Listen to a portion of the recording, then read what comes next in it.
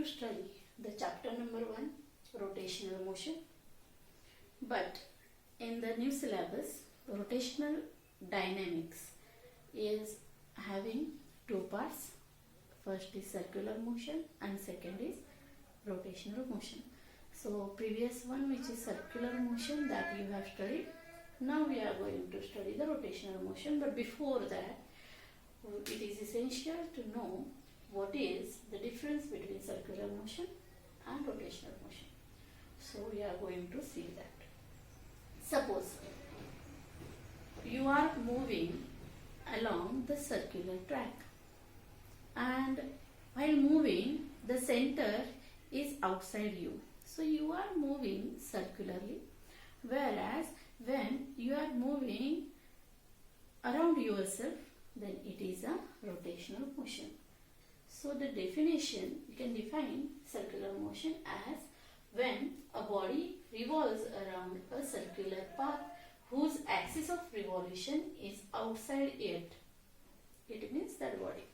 So axis of rotation, revolution is outside it, is called as circular motion. Example we can take as the Earth's motion around the sun. When Earth moves, suppose this body is Earth. So this Earth is moving around the sun, which is here. And the sun is the center of this motion. But the center, where that axis is, that center is outside this Earth. So the Earth's motion around this sun is the circular motion. Then rotational motion. Rotational motion means when a body revolves around itself, and axis of rotation is inside or within it. It is called as rotational motion.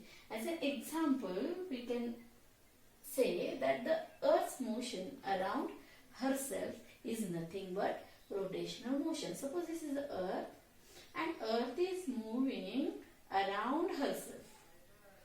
So as she is moving around herself, the center, that is axis, is within her, around which she is rotating. So this is the rotational motion, whereas this is the circular motion. This body is moving around another body, and this body is moving around itself. So this point in rotational motion is moment of inertia as an analogous quantity for mass. So as we have studied earlier in circular motion, that there are various quantities in translational motion which are analogous to the rotational circular motion. So here also some quantities or all quantities in translational motion can be analog to the quantities in rotational motion. So see, first quantity, which is displacement in translational motion, that is a straight line motion. So displacement, which is denoted by S, is analogous to angular displacement theta. So by which angle you are moving, that is a displacement in rotational motion. So angular displacement theta by which you are moving, that much angle you are moving. So second quantity, which is velocity in translational motion, analogous to angular velocity omega. Then acceleration is analogous to angular acceleration alpha. Here acceleration A is analogous to angular acceleration alpha. Force F, which we apply, because of which displacement occurs. Okay. So force is analogous to torque, tau. And mass, which is we are going to see now, this. So mass in translational motion is analogous to moment of inertia in rotational motion. So mass in translational motion is analogous to moment of inertia in rotational motion. what is that moment of inertia, that we are going to study. To see the very important point, moment of inertia, I is equal to m1 r1 square plus m2 r2 square plus is equal mn rn square.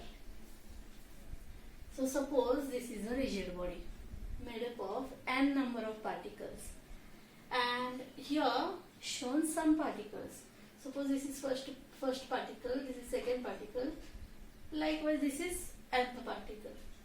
Okay, this is the mass of first particle, mass of second particle, mass of nth particle. This is the respective radius of first particle, this is respective radius of second particle, and this is the respective radius of nth particle, which are perpendicular distances. These radii are perpendicular distances from this axis.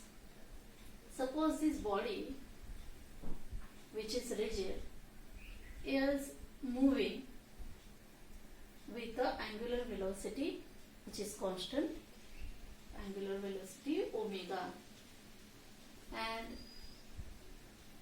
we can say that speed, angular speed omega, consisting n number of particles.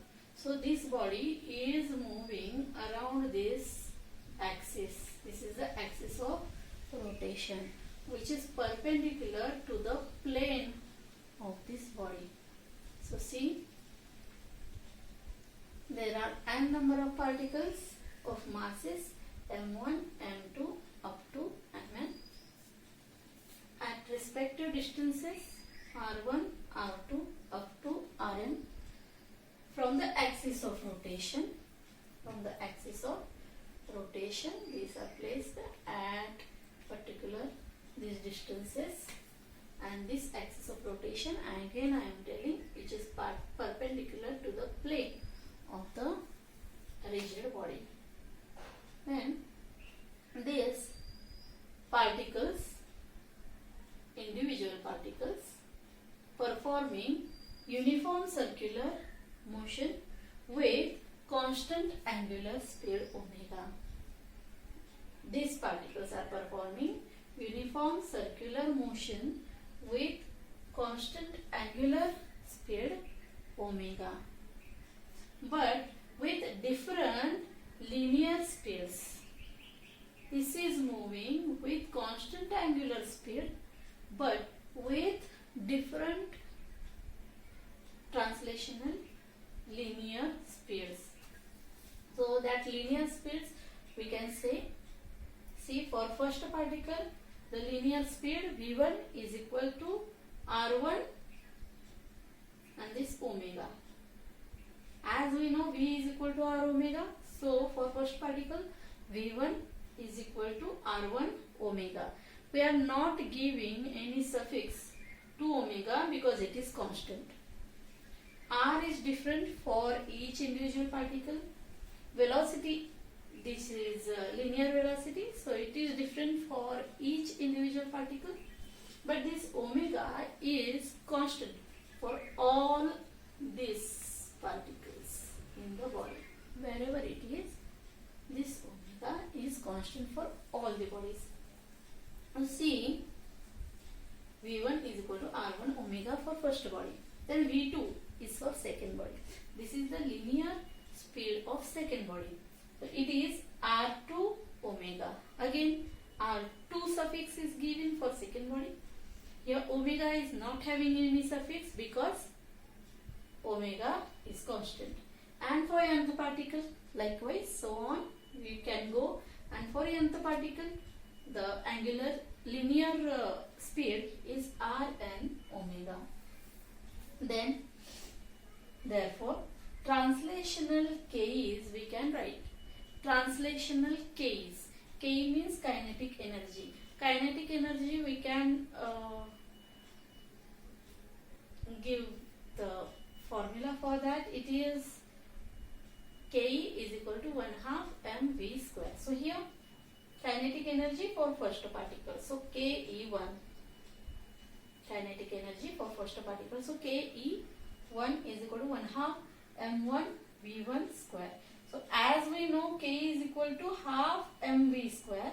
It is for first particle, so it is having m1 v1 square, half m1 v1 square. And as we know, V is equal to R omega, we can substitute that. So V is equal to R1 omega square, R1 square omega square. V1 square is equal to R1 square omega square. So this will become 1 half m1 R1 square omega square, and so on. We can write the K's for all the particles.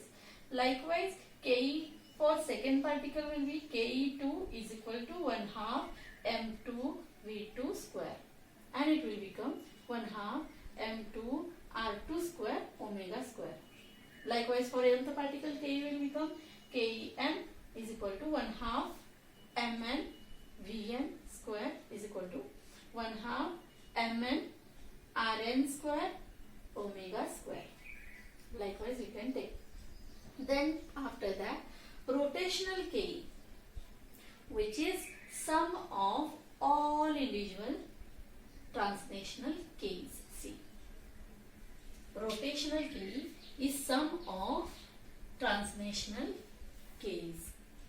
Okay, so here we are adding all the translational K's to get rotational Ke.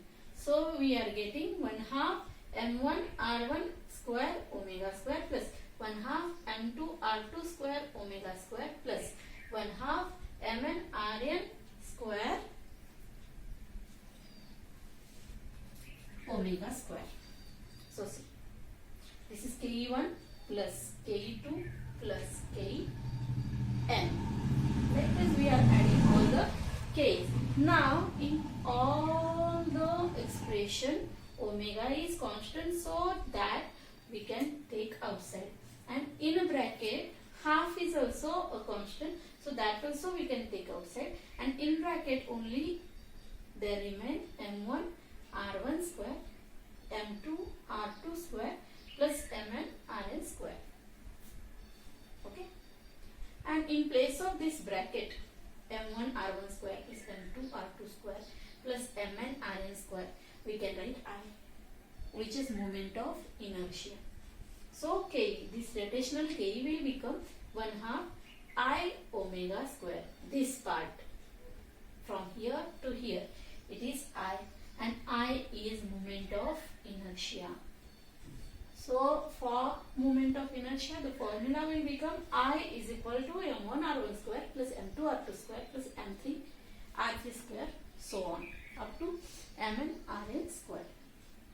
So this is a, so this rotational Ke, which is 1 half I omega square, it is analogous to the translational Ke, which is 1 half mv square.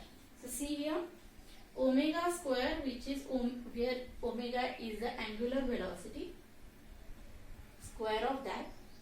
Here v is the translational velocity, square of that. K. So half. Then here in place of m, here we get I. So I, which is moment of inertia, is analogous to mass. So moment of inertia in rotational motion is analogous to mass in translational motion. That we have written here. Moment of inertia I, which is m1 r1 square plus m2 r2 square plus mn rn square, and previously we have seen that which quantities are analogous to which quantities. So here moment of inertia is analogous to mass. As we see, moment of inertia is m1 r1 square plus m2 r2 square plus mn rn square. So that moment of inertia depends upon two things. That two things are there in the formula. That is mass of the individual particle and the distance of that individual particle from axis of rotation. The distance of that individual particle from axis of rotation means the distribution of that masses about the given axis of rotation. Okay, so this moment of inertia depends upon two things. First is individual masses and second is distribution of that masses about the given axis of rotation.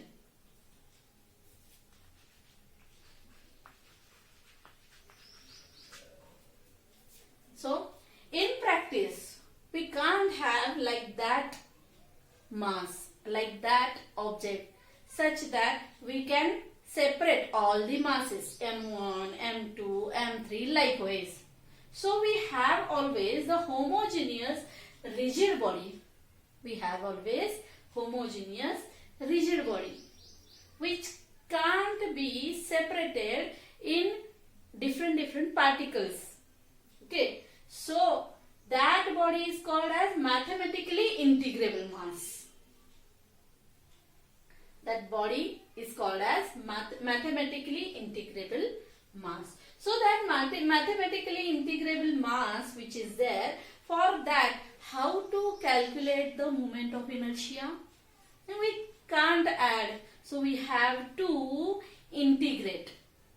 We have to integrate because it is integrable body.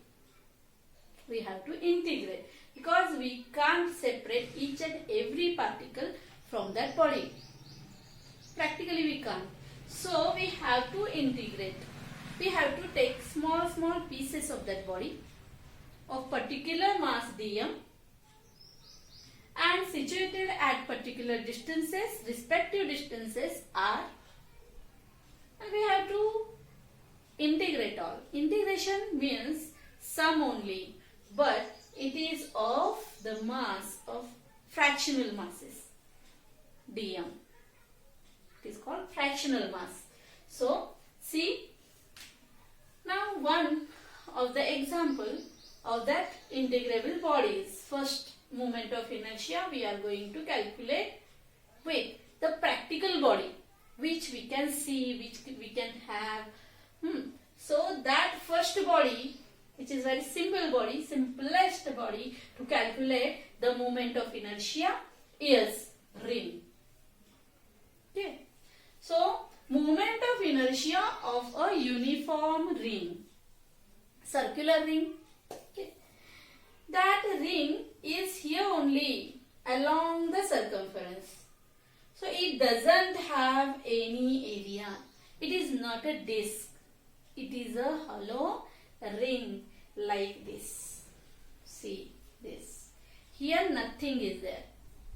Along the boundary, that is along the circumference, there is a mass only. So this is a ring. So what is a ring? That we are going to define firstly. So see, an object is called an uniform ring if its mass is situated uniformly on the circumference. Mass is distributed uniformly along the circumference of the circle.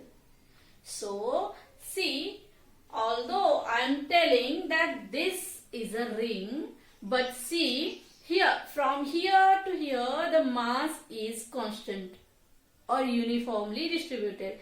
But here see, here more mass is there. So this is not the uniform ring. Okay, all over the circumference there should be the uniform mass along the circumference. So that can be said as uniform ring. So see here, this is a 2D object, not 3D, it is a 2D object. Its entire mass m. So we can weight that. We can take a weight of that ring. So that entire mass is at a distance r. That entire mass is at a distance r from axis. Which axis? Axis of rotation. So see, if I take one particle over here, then the distance of this particle from the center will be r, that is radius. Again I am taking this particle, then this distance will be also a radius, so it will be r only. Then this is third particle, so this is also at a distance r, at a distance of radius from the center. So all the particles along the circumference lie at a distance r from the axis of rotation. So all the distances we can take as capital R. So here we can take m1 plus m2, m1 plus m2 plus m3 plus mn, all masses. Okay, and addition of that we are weighing, no. So addition of that will be capital M. So moment of inertia of this ring I is equal to m r square. So we are not taking m1 r1 square. We are weighing, we are taking m. R is constant because at the same distance all the particles are lying. Correct. So radius is the distance which is constant, and that only distance we are taking. So moment of inertia will come always m r capital. So m r square. So we are having here the moment of inertia for ring. It is I is equal to m r square. This is the simplest formula for moment of inertia. First formula we have created of the practical thing.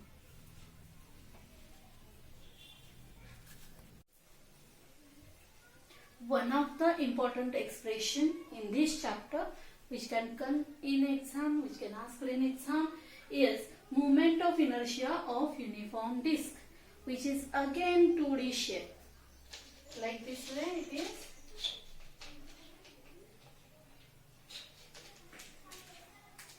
This is a disk. So like this way, disk is there. So this disk is having the area. It is having the thickness, but we are going to take the negligible thickness. Having the disk having negligible thickness. So this kind of disk we are going to use to calculate the moment of inertia now. So see, this disk is called uniform when it is called as uniform. So see, that definition is there. Disk is said to be uniform if its mass per unit area, that is density, and its composition is same throughout. When its mass and its composition is uniform throughout the body, throughout the area, then it is called the uniform disk. Here this density, the ratio of mass to the area is called density, and that is given here. Sigma is equal to mass upon area is called the surface density, and that is constant. Sigma, the ratio, sigma is equal to mass upon area is called the surface density, and that is constant. So consider this uniform disk. So as I have shown you, consider the uniform disk of mass m. Again we can weigh that mass. We can keep somewhere, we can weigh that mass. And radius of that disk, complete disk, radius of that disk is r. Then the density, that is the ratio of mass to the area. Density of that disk will be mass of the disk m, and area of the disk, area of the circle, pi r square. So it is mass upon area pi r square. So now this disk is considered to be consisting of a number of concentric rings. So here we are going to create number of concentric rings having constant thickness dr and having different radius. Suppose here one disk is there, ring is there. So see, this disk is considered to be consisting of a number of concentric rings. So here one ring is there. So I can show you here, see. Suppose I have removed this from this disk. So this is one ring. So like this way, we can remove number of rings from this disk. Okay.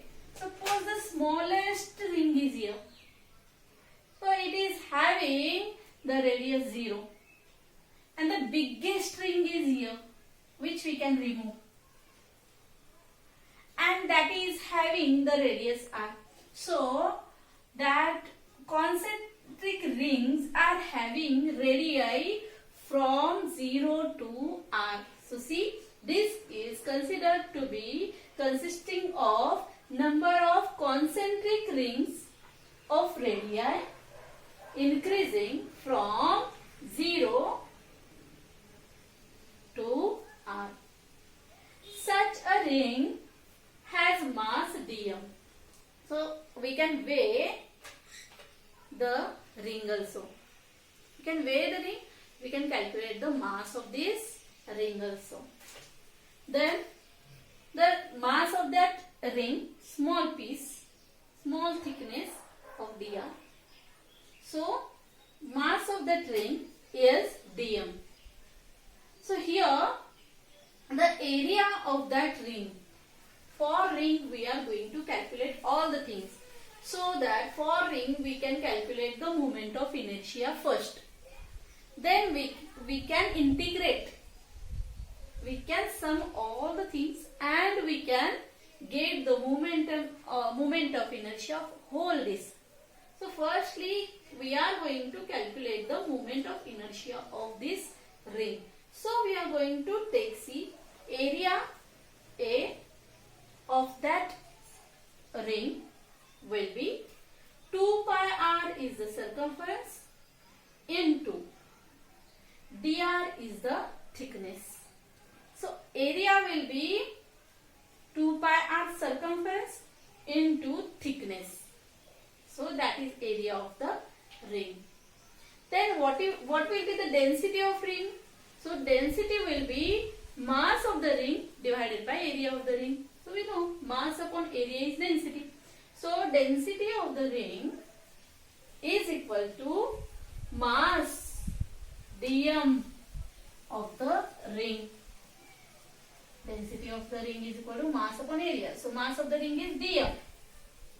And area of the ring is 2 pi r dr. So we have written here area is equal to 2 pi r dr. So see, we are going to shift this 2 pi r dr here so that we can get dm, that is mass of the ring. Okay, so we are going to shift this here. So we will get 2 pi here, then sigma, then r dr. See, 2 pi r dr and sigma. 2 pi in middle, sigma, and then r is equal to dm. Okay.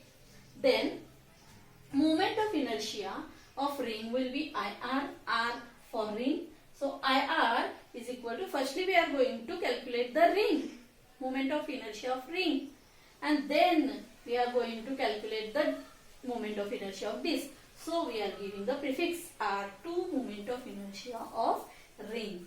So IR is equal to mass of the ring into radius square. So previously we are seeing that moment of inertia of ring is mr square. M is mass, r is radius, constant radius, and r square. So here also likewise moment of inertia of the ring is equal to dm, which is mass of the ring. What is r? R, see, r is the radius of the ring. R is the radius of the ring. Particular ring we are taking. Particular moment of inertia for that ring we are going to calculate. So this r is the radius of that ring. We are taking. Then moment of inertia of this I can be obtained by integrating, means collecting. Collectively all moment of inertias we are collecting together, we are adding together, we are integrating, and we are getting the moment of inertia of disk. So see, moment of inertia of disk I can be obtained by integrating IR, moment of inertia of ring, from r is equal to 0 for this ring, r is equal to 0, to r is equal to r, radius is equal to r for this bigger ring, biggest ring and smallest ring. The smallest ring is having radius 0 and biggest ring is having radius capital R. So we are going to integrate IR from r is equal to 0 to r is equal to capital R. So for this purpose you have to learn, you have to by heart the formula for integration, and that are there in mathematics. So for physics, mathematics is essential. So I is equal to integration from 0 to r IR. IR's integration we are going to take to calculate the moment of inertia of disk. So I is equal to integration of IR from 0 to r, smallest to biggest. So again from 0 to r, IR we have calculated IRC. IR is equal to dm r square. So that we are going to put here. So IR is equal to dm r square. Integration is as it is, 0 to r integration as it is. IR is equal to dm r square. Again dm we have calculated. Where it is? dm we have calculated. Where it is? Previously we have calculated. So here it is. So dm is 2 pi sigma r dr. So in place of dm we are writing here 2 pi sigma r dr, and r square as it is we are writing here. So dm is 2 pi sigma r dr, 2 pi sigma r dr, and r square as it is. Okay, 2 pi sigma is constant. So in integration constant is taken out as it is, and whatever is changing that we are keeping, and we are taking the integration of that part. Whatever is changing, whatever is increasing or decreasing, for that we are going to take the integration. Constant part we are taking out from the integration. So from this 2 pi sigma we are taking out, and inside only we have r dr r square. This r square will become r cube. dr is separate part, chota, this small part dr. So it is a thickness. dr is a thickness, it is not a radius. So that we can't multiply. So here r into r square will become r cube, and dr we have to keep like this way only. Okay, so we have finally 2 pi sigma integration of 0 to r cube dr. Okay na? Next to that, see, whenever we have r cube dr and we have the here 0 and here r, then for 0 we are not going to calculate anything. But in place of r cube, we have to put r. These are limits. So this smallest limit, lower limit is 0. So for lower limit 0 is there, so nothing will come. So for upper limit, capital R is there. So in place of small r, we have to put there capital R. So see, answer will come R according to integration. In integration there are a formatting. So if there is a 3, you have to take 3 plus 1 divided by 3 plus 1. R raised to 3 plus 1 divided by 3 plus 1. You will get the answer. So whatever is there, r raised to n is there, then n plus 1 divided by n plus 1. R raised to n plus 1 divided by n plus 1 we have to take.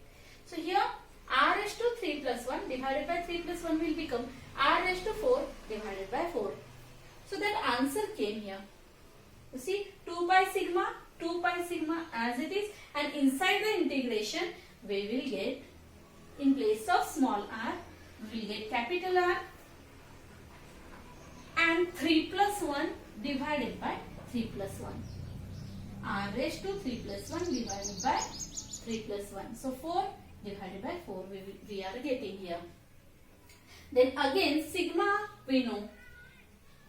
Sigma is m upon pi r square for disk. We have previously calculated that, mass upon area of the disk circle. So pi r square. That we have taken. So that we are going to put here. So 2 pi as it is. Sigma is mass upon area, mass of the disk upon area of the disk, pi r square. And this came here, r raised to 4 divided by 4. So here r square will cut to this 4, and here will remain only 2. Okay, this r square will cut down, this 4 will cut down, here will remain 2. Okay, then here there is pi, this will cut to this pi. Okay, because here there are multiplications, nothing is there means multiplication, and here we can cut like this way. Again here there is 2, 2 ones are 2, 2 twos are 4, so we are getting like this way. So here remained only m in denominator, sorry, in numerator we only have m, this r square, and here in denominator we have only 2. So we get 1/2, that is this 2, which is in denominator. We are taking here in denominator. In numerator have m and this r square. So m r square. So 1/2 m r square is the moment of inertia of the disk. So moment of inertia of the disk is 1/2 m r square.